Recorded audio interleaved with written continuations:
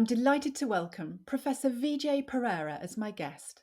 Vijay is full professor of international and strategic human capital management at Neoma Business School in France and also chair of the People and Organisations department there.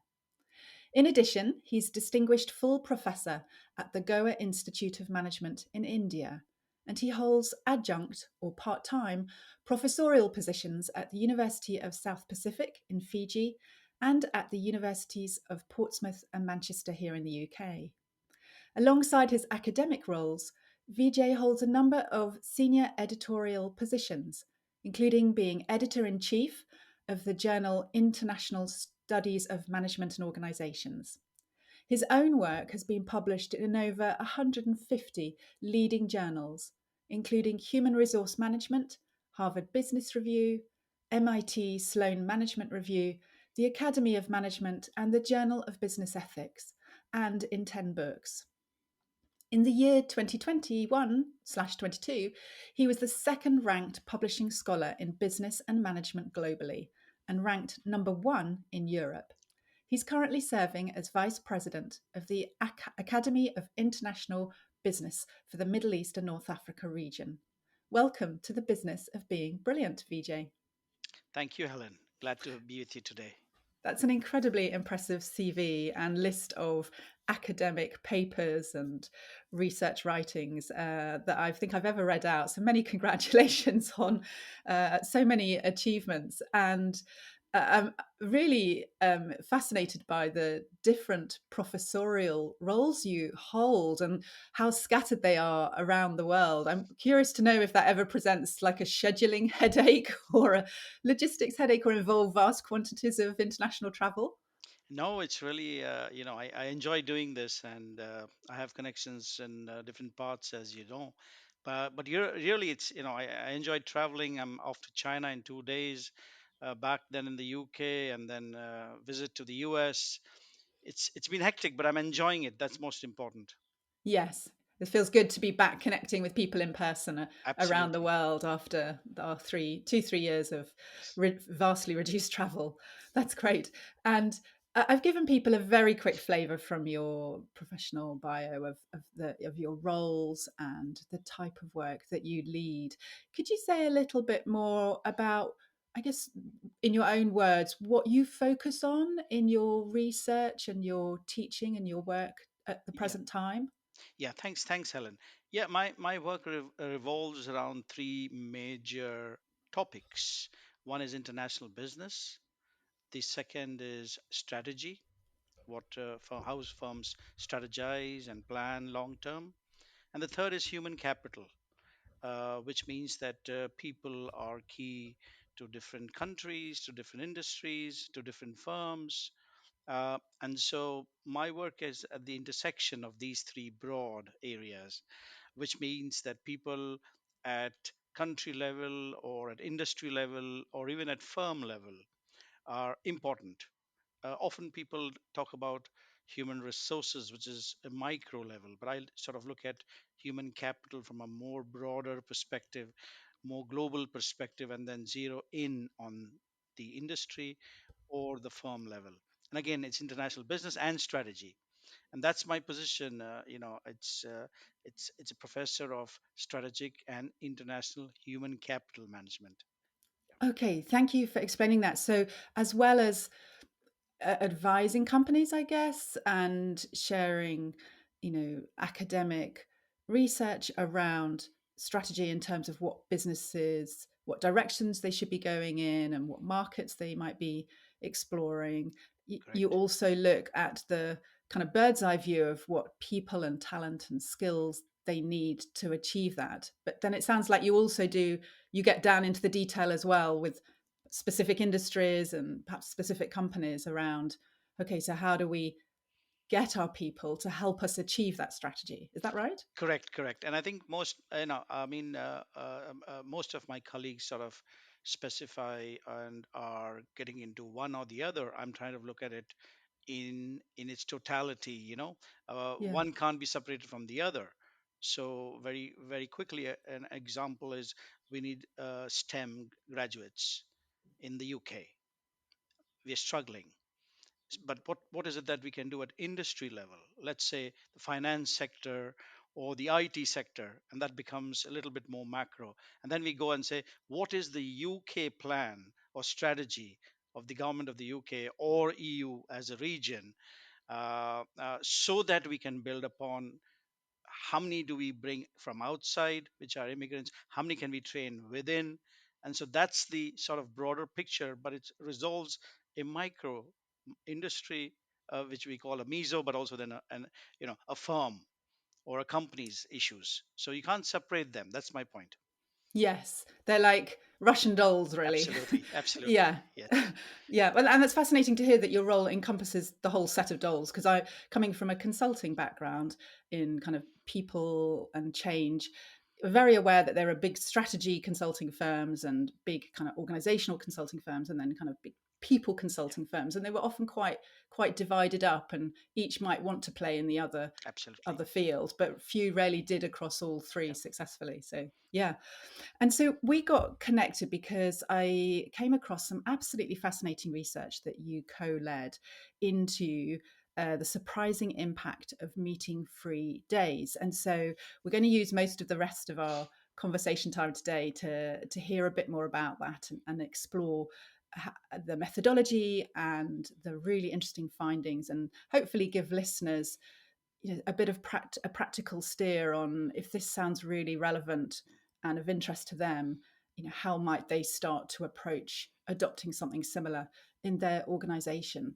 So I read the article in the MIT Sloan Management Review that was published in January last year, January 2022, which gave a fantastic overview, and I'll pop a link to that in the show notes.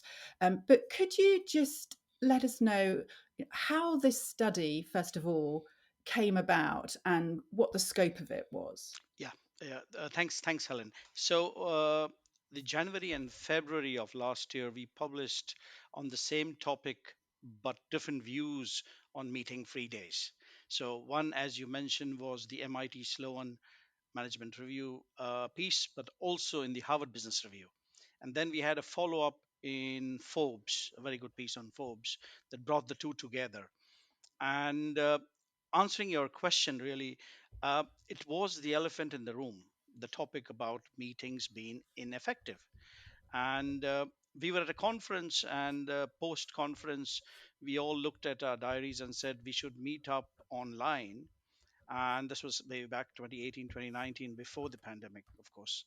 And we said, oh, meetings, meetings, meetings. And at that point of time, we said, hey, is there any evidence that meetings and the number of meetings we have are as productive as we make it out to be? And that sort of, it was like I said, there was talk, but there was no evidence. So I said, okay, and we looked, and there was no research on meetings and its productivity or unproductivity, if I may. And uh, and so we said, okay, let's do some initial, basic, as we researchers called, search in terms of what actually people say, and is there actually any evidence that could be non-academic. So we looked at consulting notes, being consultants in the past, and no, there was nothing. And so it was very exciting. When there is nothing, it's exciting, but it's also, very difficult.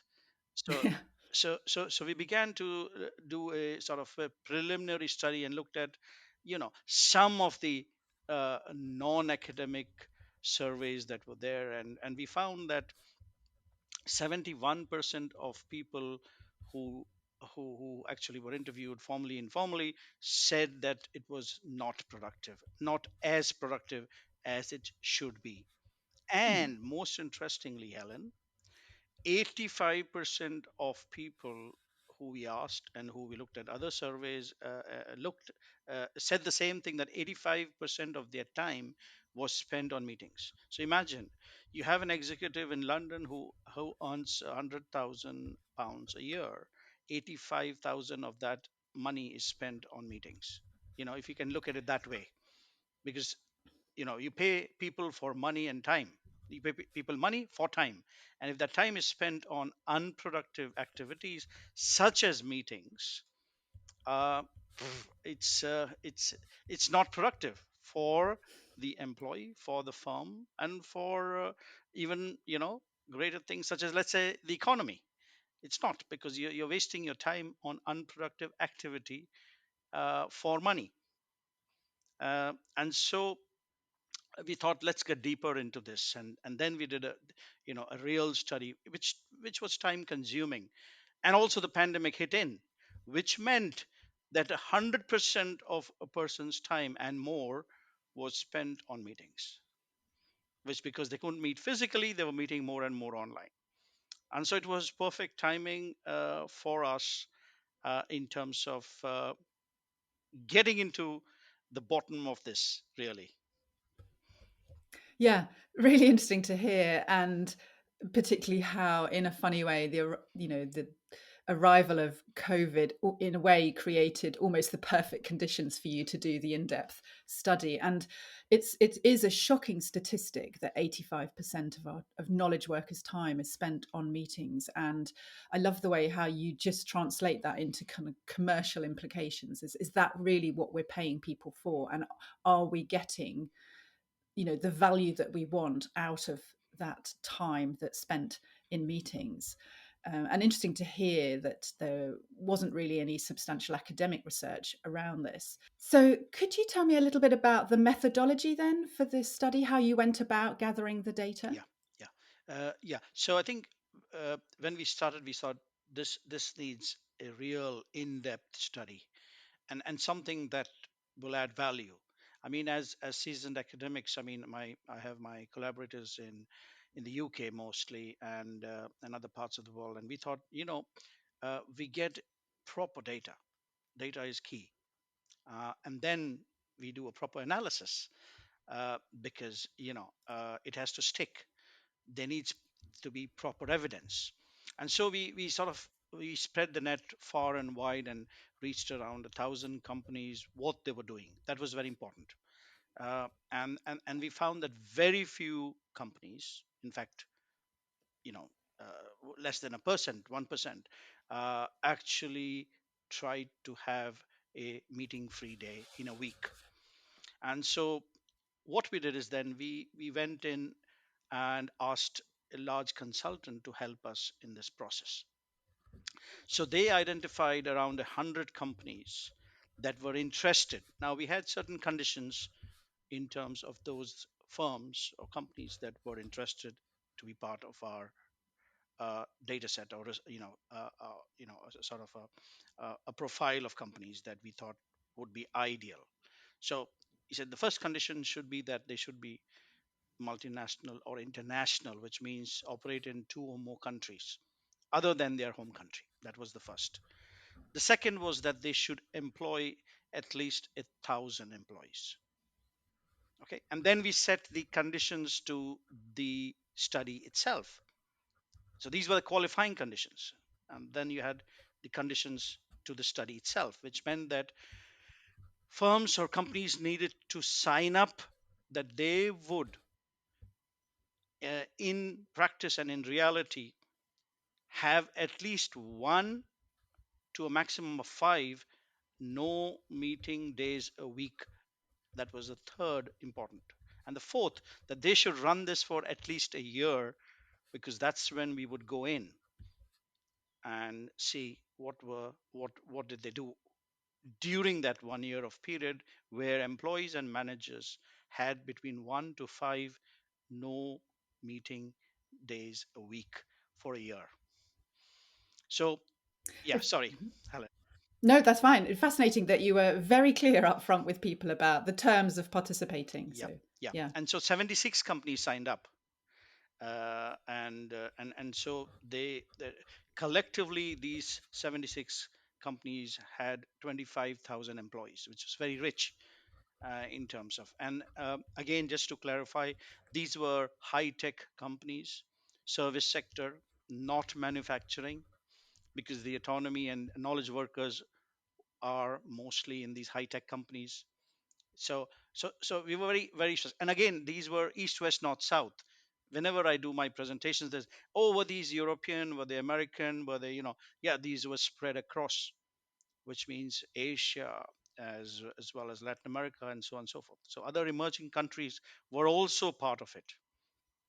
And in today's globalized world, you have firms that are international or multinational that are spread across time zones, geographies, and so on.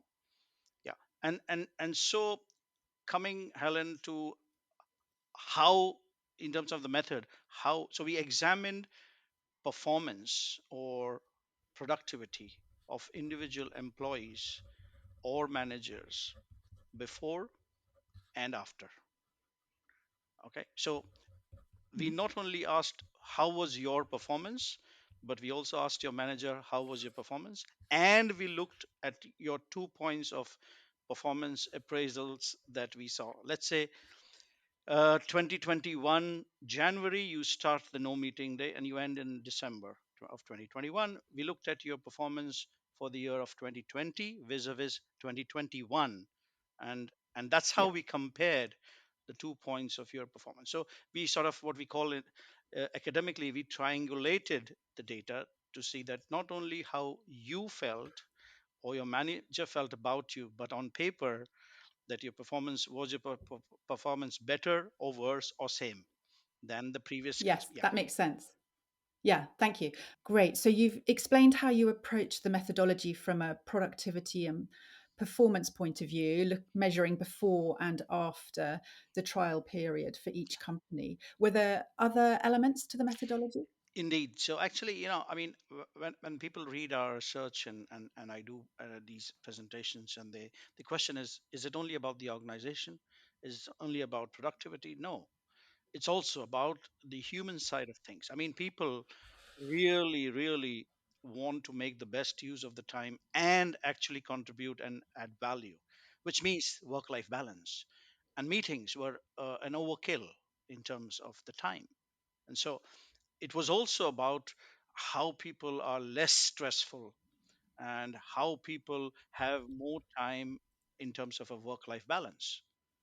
And I'll tell you other stories, in terms of how, when it actually ran for a year, people's lives changed literally. That's what they said, and it had a corresponding effect on their performance. So it's actually that if people are more into their zone, have a better work-life balance, they perform better. I mean, Yeah. this was the other part we wanted to test. And so overall, in terms of what variables we tested, they were autonomy, uh, communication, cooperation, engagement levels, micromanagement levels, productivity, satisfaction, and stress. So these were a broad spectrum of variables, and we looked at the impact no meeting days had on these variables. Yeah, Yeah, thank you. And I know in the Sloan MIT review article that I read, there's a great table summarizing correct, those eight elements and then the impact of 1, 2, 3, 4, and 5 meeting free days. correct, And it's quite interesting, isn't it? Because um, we'll come on a bit to talk about, the the difference between 1 versus 5 meeting free days, but correct. Yeah, but overall the key finding or the headline findings from your study was that people's productivity went up enormously with at least 2 meeting free days per correct, week. And I think you said the optimum was 3. Is that right? correct, correct. So 2 days of meetings and 3 meeting free days. But what I found really interesting is that in your research, you explained that productivity went up because people felt relieved not to be micromanaged so much, relieved to have more autonomy in how to allocate their working time. And also, they felt, interestingly, much more accountable for delivering. Yes, So that sat much more squarely on their shoulders, which actually then also made them feel that they had greater satisfaction with their work. So it is much more, it's not just about the kind of efficiency side. It's very much about how people feel about delivering their work. absolutely. I mean, you can't see each of these eight elements or variables independently. They're interconnected because we're asking these rounded questions about a single individual. And And again, like I said, we triangulated. We're not saying that, okay, we take your word, Helen, how do you feel about it? And Helen says, this is how I feel. But we ask Helen's manager, and Helen's manager confirms. And then we go back to seeing actually on paper how Helen has sort of, you know, uh, uh, uh, uh, was better in terms of Yeah. all of these. Yeah. Yeah. Yeah. So lots of different bits, elements of data that you're pulling in.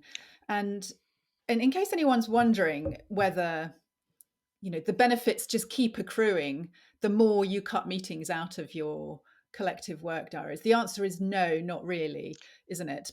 There is the law of diminishing returns, and some aspects like autonomy keep going up, but other things like productivity actually start to decline again after 3 meeting free days. Is that right? Yes, we call it the inverted U, because there is an optimal level, and that's what we show in the paper. It's three, because also then we have to go back to the basic question of why do we have meetings. So there is this element of control, of organizing, of planning, of strategizing, of accountability, very importantly. And I think human beings generally need to be independent, but also there is this element of, hey, am I too independent? You know, and there's a lot of evidence that say that control is important when it comes to work. Some sort of control. Otherwise, it's too much of autonomy, or too much of anything, really, isn't it? Too much Yeah. of autonomy, but too much of control as well. So that mid level needs to be found. And in our study, we found that really it's the 3 days where you can be really productive, but then 2 days you have to be accountable for that productivity. You have to engage through meetings for future planning. So it's both accountability and future planning that are key to the 2 days. Now, also Yeah. importantly, Helen, is that you are better prepared for the 2 day meetings, because people need time for meetings. The classic back to back meetings. What does it mean? That you have no time to prepare. So it's already a waste of time, because you're entering into meetings without being prepared, physically and mentally, for the meeting. So people have time to prepare and plan and do what they are supposed to do, deliver, produce, and so the 2 days are what we are suggesting to have the meetings, because that would be also the most productive meeting time. Yes. Yes. I think you absolutely call out something that we all fail routinely to acknowledge, that actually to have a good quality meeting, we need time to prepare. And, you know, people just, I know from talking to people and from reading about other research as well, people just don't have that time. They are back to back.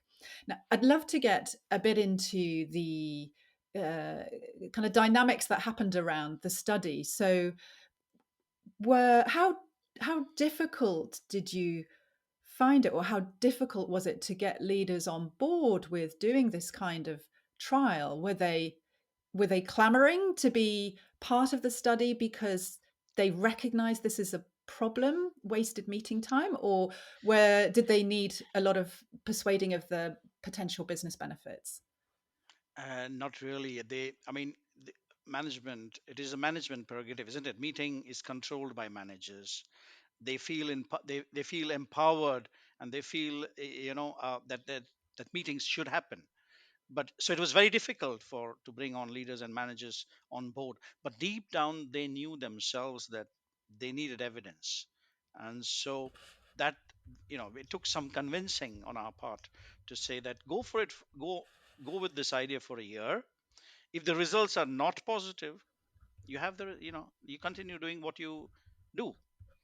But also there was no evidence that what they are doing in terms of the number of meetings they are having led to any greater productivity or greater satisfaction, greater efficiency, all of these key terms that we use as managers. So there was no evidence. So he said, okay, let's test it, and you'll get the results.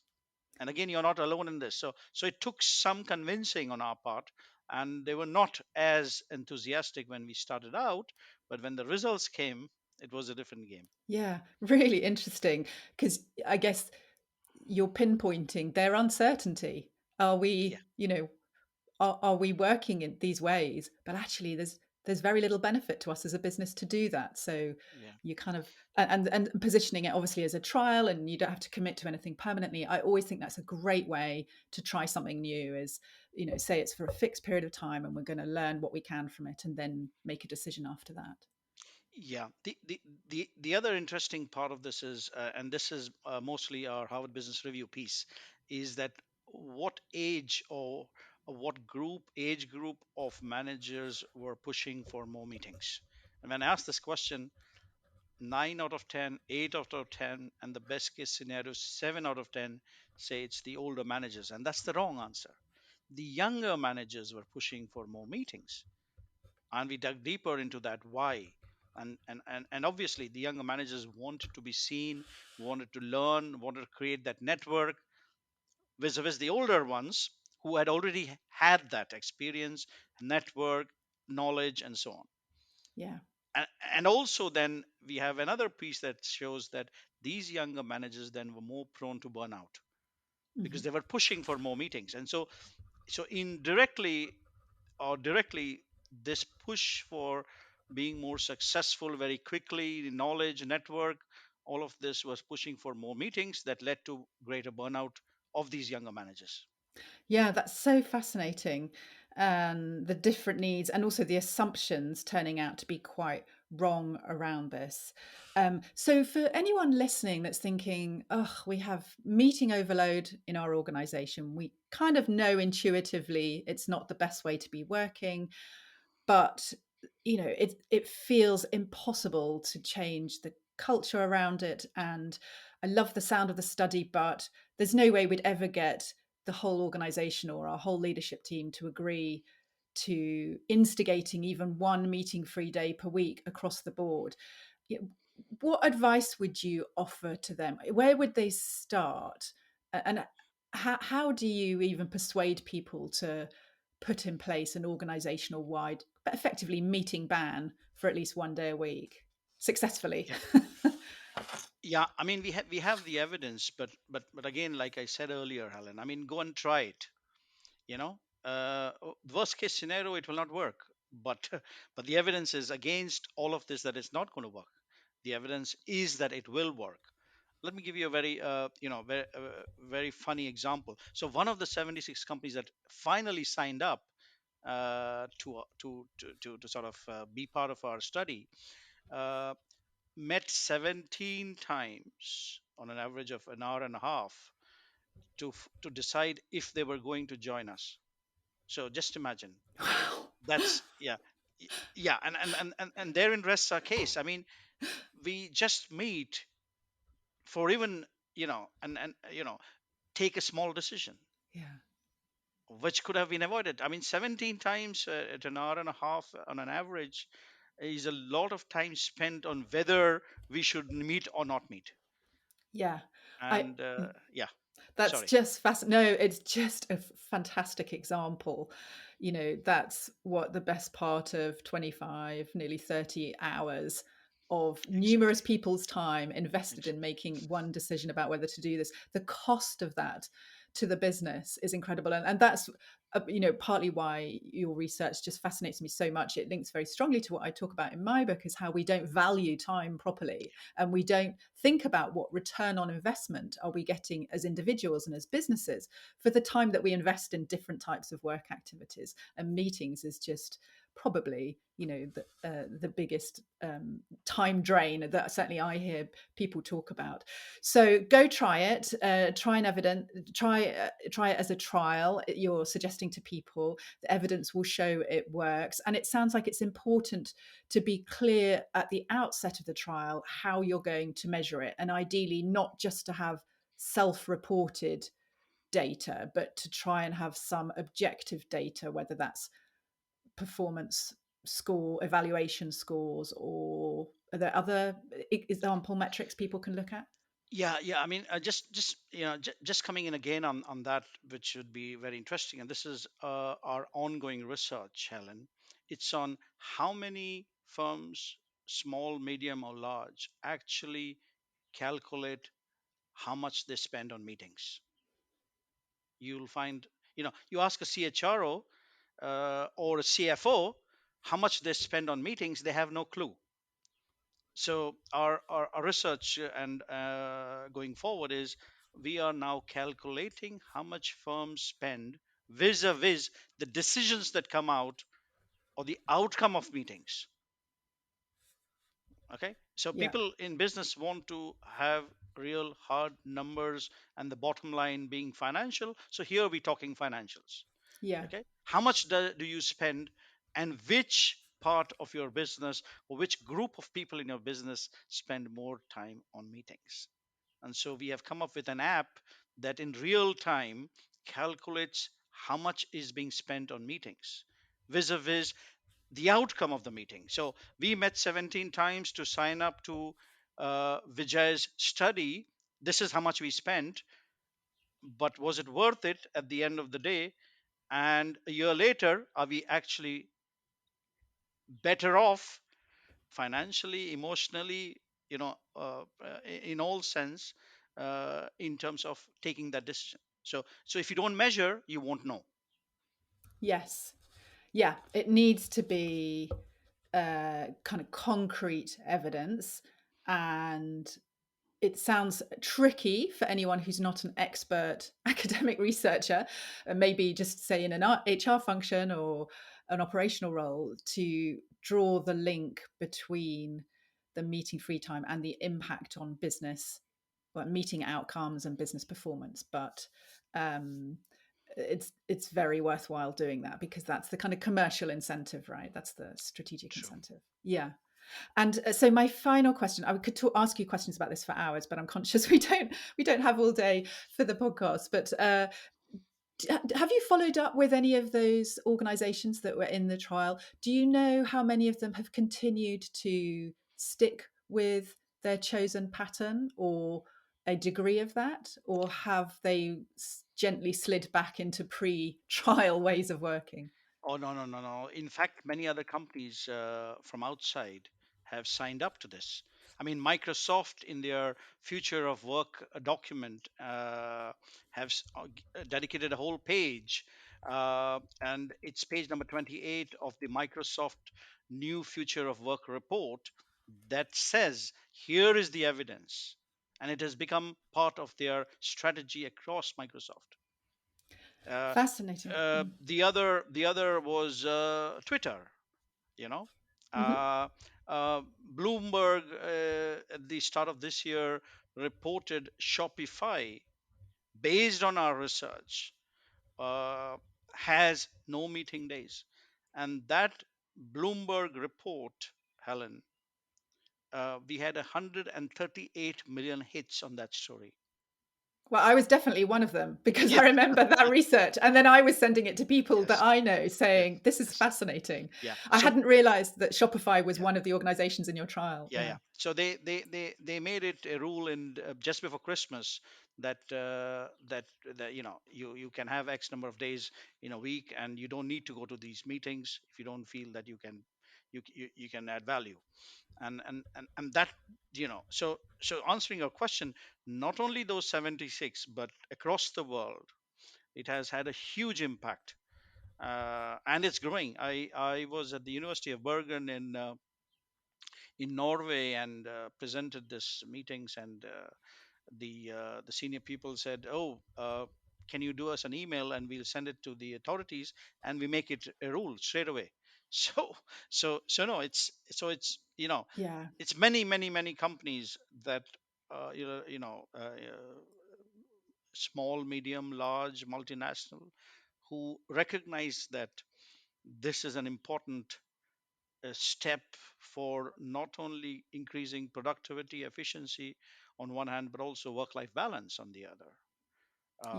Yeah. People need space, they need time, they need autonomy. Yes. Thank you. And it's great to hear how the conversation and the interest is just growing very, very fast around your work and the findings that you've proven. And proof that if you get good data and you get some evidence, you really get some traction going as well.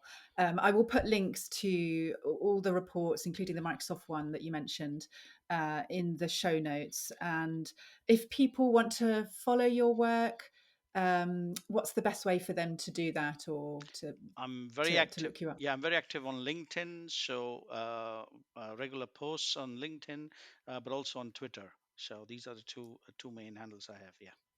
Okay. Well, keep watching this space, listeners, because it sounds like fast evolving conversation. And if your organization is stuck in endless meetings, there is definitely something you can do about it. And I hope you've found some really useful pieces of advice and insights from the conversation with Vijay. Vijay, thank you so much for giving us your time to talk about your research, explain what it covered and how you approached it, and the absolutely fascinating findings that I'm sure will be instrumental over the coming months and year in helping organizations across different sectors to embrace more productive, more sustainable, more satisfying ways of working. It's been a real pleasure to have you as a guest. Thank you very much. Thank you.